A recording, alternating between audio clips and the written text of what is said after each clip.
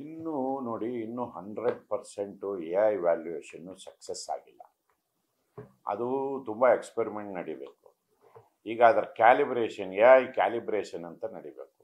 ನಾವು ಈಗಾಗಲೇ ವ್ಯಾಲ್ಯೂ ಆಗಿರೋ ಸ್ಕ್ರಿಪ್ಟ್ಗಳನ್ನ ಎ ಐ ಮನಲ್ಲಿ ಮಾಡಿ, ಎ ಐಗೆ ವ್ಯಾಲ್ಯೂಯೇಷನ್ ಮಾಡಿದ್ರೆ ಏನಾಗುತ್ತೆ, ನಾವು ಮಾಡಿರೋ ವ್ಯಾಲ್ಯೂಯೇಷನ್ ಏನಾಗುತ್ತೆ ಅನ್ನೋದನ್ನು ಕಂಪೇರ್ ಮಾಡಿ, ಭಾಳ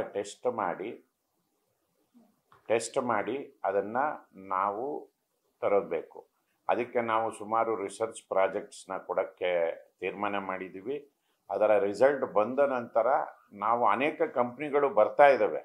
ಯಾವ ಕಂಪ್ನಿ ಬಂದರೂ ನಾವು ಈಗಾಗಲೇ ಹೇಳಿದ್ದೀವಿ, ಮೊದಲು ನಾವು ಸ್ಕ್ರಿಪ್ಟನ್ನು ಕೊಡ್ತೀವಿ, ವ್ಯಾಲ್ಯೂ ಆಗಿರೋ ಸ್ಕ್ರಿಪ್ಟ್. ಆಲ್ರೆಡಿ ಕಳೆದ ಎಕ್ಸಾಮ್ಗಳಲ್ಲಿ ವ್ಯಾಲ್ಯೂ ಆಗಿರೋ ಸ್ಕ್ರಿಪ್ಟನ್ನು, ಆ ಸ್ಕ್ರಿಪ್ಟನ್ನ ವ್ಯಾಲ್ಯೂ ಮಾಡಿ ನಮಗೆ ಕಂಪ್ಯಾರಿಸನ್ ಕೊಡಿ, later on we will think ಅಂತ ಹೇಳಿದ್ದೀವಿ.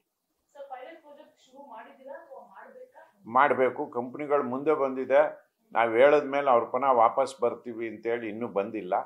ಬಂದಾದ ಮೇಲೆ ಡೆಫಿನೆಟ್ ಆಗಿ ಇದು ಮಾಡ್ತೀವಿ. ನಮ್ಮಲ್ಲಿ ಕಾಲೇಜಲ್ಲಿ ಅನೇಕ ಪ್ರೊಫೆಸರ್ಸ್ಗಳು ಎಲ್ಲಿ ಎ ಐ ಪ್ಲಾಟ್ಫಾರಮ್ ಇದೆ ಅವರು ಎಕ್ಸ್ಪೆರಿಮೆಂಟ್ಗಳನ್ನ ಮಾಡ್ತಾ ಇದ್ದಾರೆ. ಅವ್ರದ್ದೇ ಆದ ಕಾಲೇಜುಗಳನ್ನು, ಅಟಾನಮಸ್ ಕಾಲೇಜುಗಳನ್ನ ಸ್ಕ್ರಿಪ್ಟನ್ನ ವ್ಯಾಲ್ಯೂ ಮಾಡಿ ಟ್ರೈ ಮಾಡ್ತಾ ಇದ್ದಾರೆ. ಆ ರಿಸಲ್ಟ್ ಏನಾದ್ರು ಸಕ್ಸಸ್ ಆದರೆ ನಾವು ಅದನ್ನು ಇಂಪ್ಲಿಮೆಂಟೇಷನ್ಗೆ ಪಾರ್ಟ್ ಬೈ ಪಾರ್ಟ್ ತಗೋಬೋದು. ಇಲ್ಲಿವರೆಗೂ ನಮಗೆ ಯಾರೂ ಕೂಡ 100% ಸಕ್ಸಸ್ ಅಂತ ಹೇಳಿಲ್ಲ.